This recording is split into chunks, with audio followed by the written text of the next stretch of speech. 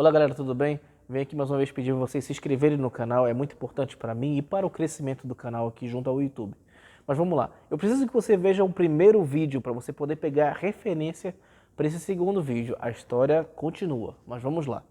Eu me mudei para Macapá na diferença do ano de 2009 para 2010. Já comecei minha mudança lá em julho de 2009, mas de fato eu vim de 9 para 2010, nas férias do final do ano.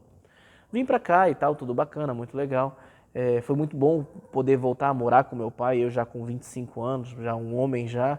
Então o papo que eu tinha com meu pai já era de amigo para amigo, já era um papo bem mais interessante, muito mais bacana, né? E uma desses papos que eu tive com meu pai tinha uma chácara no quilômetro 50 aqui da cidade, numa lagoa muito bonita. E a gente ficou lá, a gente sempre conversava muito, né? E nessa noite especial a gente começou a tocar uns assuntos mais espirituais e tal, de vida após a morte e tal. E a gente fez tipo que um acordo, né? A gente falou, olha, se eu morrer, tu me avisa, se tu morrer, tu me avisa, avisa se tem vida após a morte, como é que não é e tal, não sei o quê. E a gente fez um acordo, né? Mas, esse acordo é meio pesado, né? Então, vamos fazer o seguinte, vamos fazer da seguinte maneira. Tem que ser de dia e tem que ser sem susto. Fechado? Fechado. A gente fechou o acordo e a gente fez esse acordo em 2010. Ali no meio de 2010, ali pro final de 2010, eu andava aqui, eu tinha trago de Brasília o meu Peugeot 206 e eu andava aqui em Macapá num Vectra Expression. Era 2.0, 8, se eu não me engano, 8 válvulas, se eu não me engano.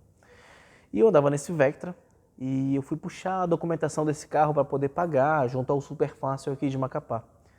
E o Superfácil em Macapá, na época, era muito eficiente. Você ia lá, você dava o seu CPF, eles pegavam lá o carro que estava no seu nome e tal, e você saía de lá com os borderô de pagamento. Você efetuava os pagamentos, passava 2 dias, você podia voltar no Superfácil e o pessoal te dava o documento verdinho do carro.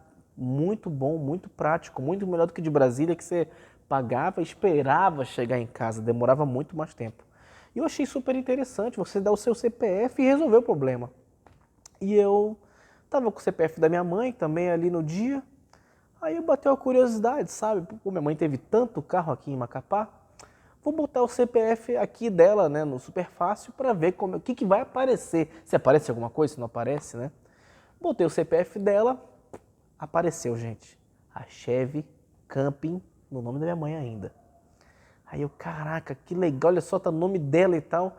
E, gente, eu caí na besteira de ligar pra minha mãe e falar, mãe, nem te conta a novidade, qual que é? Falei, aquela Chevy Camping tá no seu nome. Gente, minha mãe, ela era juíza do trabalho em Brasília. Ela, pelo amor de Deus, Rafael, isso não é nenhuma novidade legal. Esse carro tá no meu nome, significa que eu sou responsável legal por esse carro. Se esse cara atropelar alguém, se esse carro assaltar o banco, se esse carro fizer qualquer coisa, eu respondo judicialmente pelo carro. O carro tá no meu nome.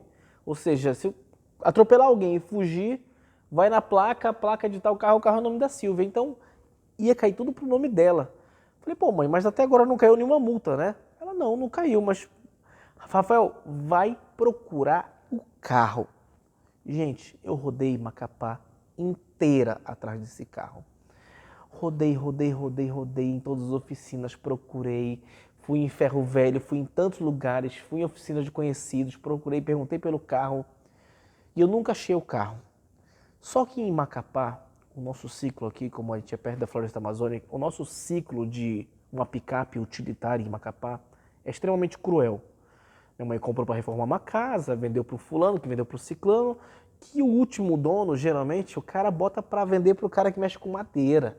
Então o cara bota para arriar de peso, carregar madeira e arrebentar. Então o uso de utilitário no geral é muito pesado, né? Aqui em Macapá, então, é mais pesado ainda.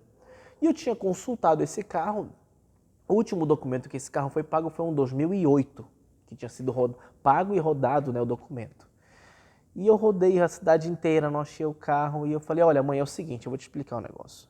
Esse carro muito provavelmente já não existe mais. Como o carro era 93, em 2003, quando ele fez 10 anos aqui em Macapá, fica isento de IPVA. Então, mãe, em 2003 esse carro parou de pagar IPVA. Então rodou alguns anos aí o cara pagando a taxa mínima, né, o seguro obrigatório. E o último licenciamento que tem, como é de 2008, já tem 2 anos que o cara não paga R$ 110. Então, se o cara não se predispõe a pagar o 2009 e o 2010, é porque o carro não roda mais, o carro não existe mais, está em condição deplorável. Então, mãe, e outra, eu também não achei o carro, eu rodei a cidade inteira, não achei o carro. Mas faz o seguinte, vamos ficar de olho nas multas, se chegar a multa, a senhora me avisa que eu vou tentar procurar o carro mais uma vez, mas nunca achei o carro, não o procurei na rua e não consegui achar de jeito nenhum. O meu pai já vinha sofrendo de fibrose pulmonar. A fibrose pulmonar é uma doença que ataca o pulmão e ataca principalmente os alvéolos pulmonares. O alvéolo pulmonar é uma bolinha dentro do pulmão, são milhares de bolinhas. E essa bolinha tem que ter um tamanho exato para fazer a troca de oxigênio pelo gás carbônico. E o que acontecia com meu pai? Meu pai tinha o costume de almoçar e dormir, tipo, almoçava e dormia diretamente. E o que acontece? Como a gente tem uma válvula chamada esfíncter no nosso esôfago, com o tempo essa válvula vai ficando desgastada, vai ficando mais velha. E então, quando você almoça, a comida está aqui. Quando você deita, escorre.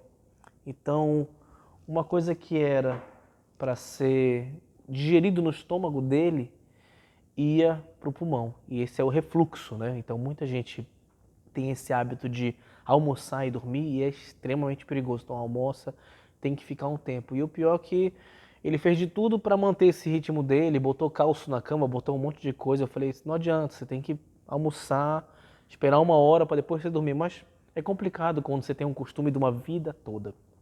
Para piorar a história, o meu pai ainda estava fazendo um tratamento, né, da fibrose pulmonar, que eu utilizava muito corticoide, então ele acabava tomando muito remédio. Então essa doença veio avançando durante muito tempo. Também, lógico, também com a falta de noção um pouco dele e percepção também dele, de ele já ter 62 anos e querer fazer algumas coisas que às vezes a idade não condiz com o nosso físico. Então ele foi lá num terreno, final de semana, numa chácara. Na volta ele pegou uma chuva e veio do quilômetro 21 para Macapá com a camisa molhada. E lógico, deu uma pneumonia nele e ele ficou tratando essa pneumonia em casa. Ele se automedicava demais, isso também complicou também a saúde do meu pai, esse fato da automedicação, né? Então não demorou muito tempo, ele deu entrada na Unimed e quando entraram com os remédios nele, ele já não tinha muito fígado para poder digerir essa quantidade de remédio, né? Logo ele teve que ser dopado para poder tomar os remédios, tentar se recuperar. Ele acabou fazendo hemodiálise um tempo, né? Ficou quase um mês no hospital. No dia 16 de abril à tarde, nós recebemos uma notícia da Unimed que ele estava com morte cerebral.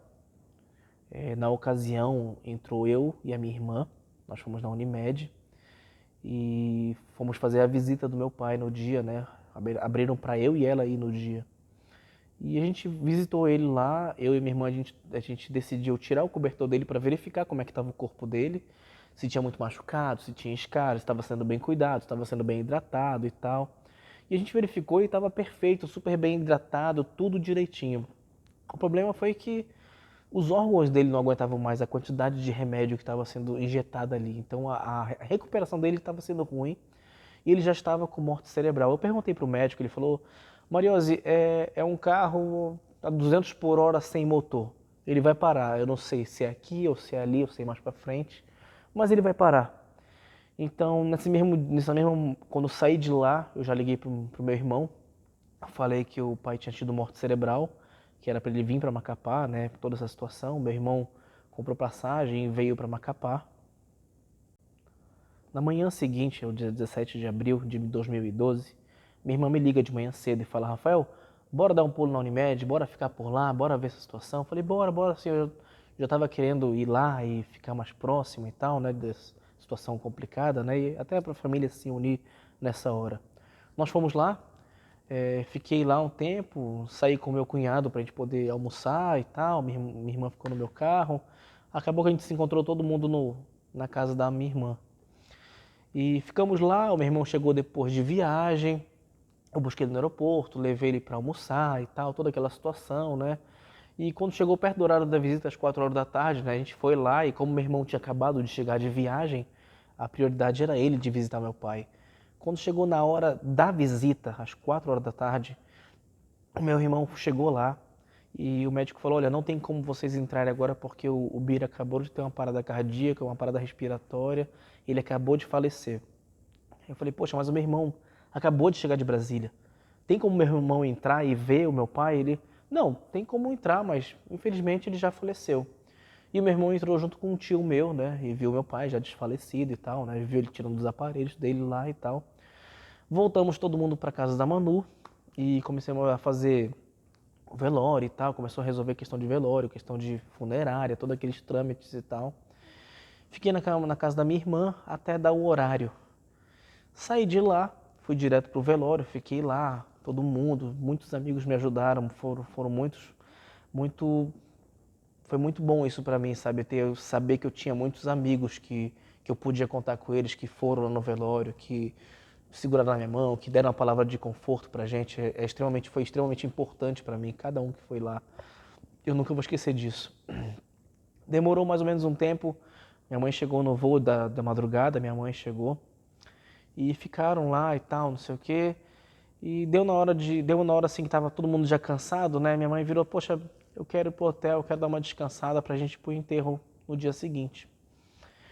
Saí com minha mãe, eu dirigindo, uma namorada minha, a minha mãe e o Rodolfo atrás. E eu já praticamente 24 horas fora de casa, né? Saí e tal, a minha mãe falou, Rafael, eu quero um secador de cabelo que eu esqueci de trazer. Eu parei na casa do meu pai, na casa da Fábio, onde tinha o meu secador de cabelo lá. Eu parei na frente da casa da Fábio, que eu encostei o carro na frente do portão, as luzes se apagaram. Os refletores da frente de casa, né, aquelas tartarugazinhas que ficam na frente, se apagaram. Como eu tinha botado essas luzes na frente de casa, eu botei com um fotossensor. E eu falei, amanheceu o dia, o fotossensor identificou o sol e está clareando o dia agora mesmo, identificou e apagou. Tudo bem. Quando abri o portão, nada. O portão não abriu.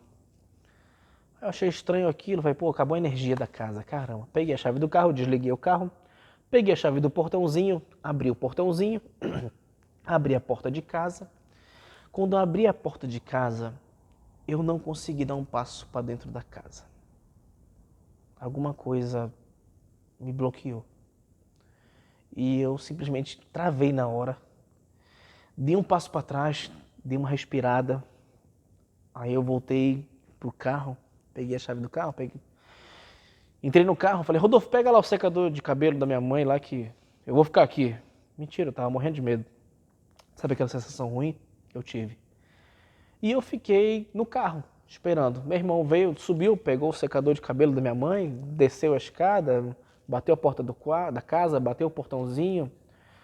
Quando o Rodolfo entrou dentro do carro, que ele bateu a porta, o carro já estava ligado já. Quando o Rodolfo bateu a porta, a energia da casa, voltou a energia da casa. Todo mundo viu aquilo ali, um olhou para a cara do outro assim, mas passou batido, sabe? Aí fomos pro hotel, deixei minha mãe e tal, voltei lá, dormi em casa e tal, tranquilo e tal. Já estava com a energia tudo normal, sossegado. E fomos pro enterro e tal, né? Mas eu e minha mãe sempre conversou sobre esse assunto, né? Que estranho, né? A gente chegou na frente da casa e apagou a luz e tal. Que coisa estranha isso. E minha mãe é muito estudiosa. Ela tem uma didática que eu acho muito interessante, que ela tinha uma didática dela que era muito interessante. Ela falava, o bom advogado é o advogado que lê vários autores para ver o problema de vários ângulos diferentes. Então, ela utilizava disso para a vida dela toda. Então, inclusive, religião. Ela estudava todas as religiões para ver um assunto, para ver o que melhor se adequava àquele, o que pode ser tirado de cada religião que é interessante de cada uma, o ângulo de cada uma que tem. E a única religião que a gente descobriu que chegava algo próximo, que podia explicar aquilo ali, era o Espiritismo, que falava que quando a gente está mal, com a energia baixa, com mal, triste com isso, espíritos ruins podem se alimentar da sua baixa energia e assim acabar se manifestando de um jeito ou de outro. Sabe aquela panela que cai na cozinha? Tu vai ver lá, não tem nada. Então, a única religião que conseguia explicar mais ou menos isso era essa.